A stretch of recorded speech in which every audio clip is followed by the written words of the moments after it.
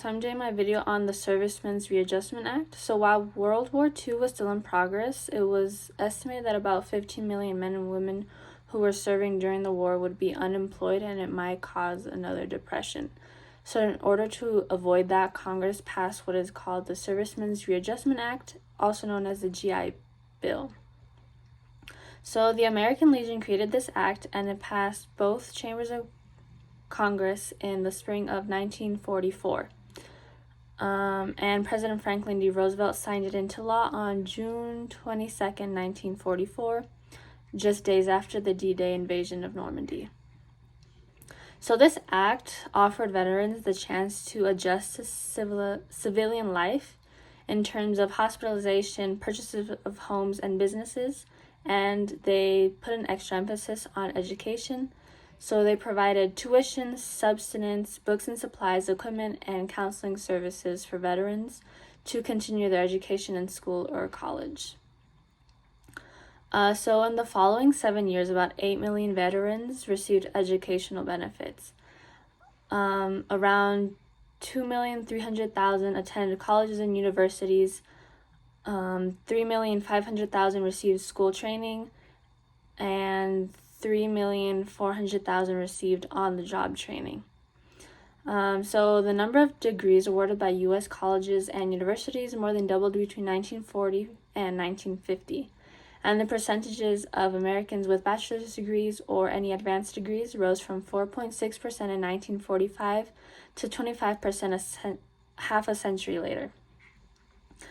But not all veterans were able to take advantage of the benefits of the GI Bill.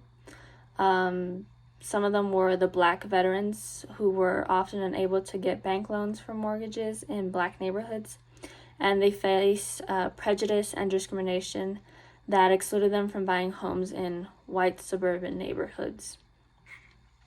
So in addition, veterans were responsible for buying 20% of all new homes built after the war, and the GI Bill has been extended several times. 2.3 million veterans participated in the program during the Korean War era, and more than 8 million during the Vietnam era. So this was such an impactful act that even in 1990, President George H.W. Bush said, "The GI Bill changed the lives of millions by replacing old roadblocks with paths of opportunity."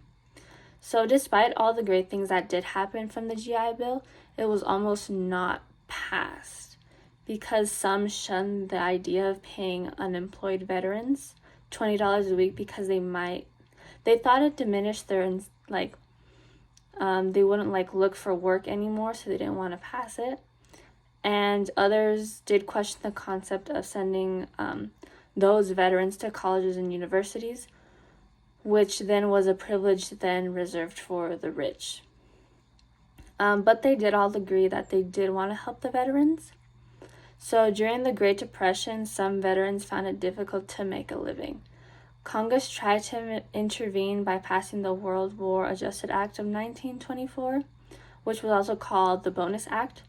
And that law provided a bonus based on the number of days those soldiers served. But most veterans would not see anything for 20 years. And since they didn't see anything for quite a long time, a group of veterans marched on Washington, D.C. in the summer of 1932 to demand full payment of their bonuses. And when they did not get it, most of them did go home, but some decided to stick around until they got paid. But they were later kicked out of town following a bitter standoff with U.S. troops. So the return of millions of veterans from World War II gave Congress a chance at redemption, but the GI Bill had far greater implications, and it was seen as an attempt to avoid another depression.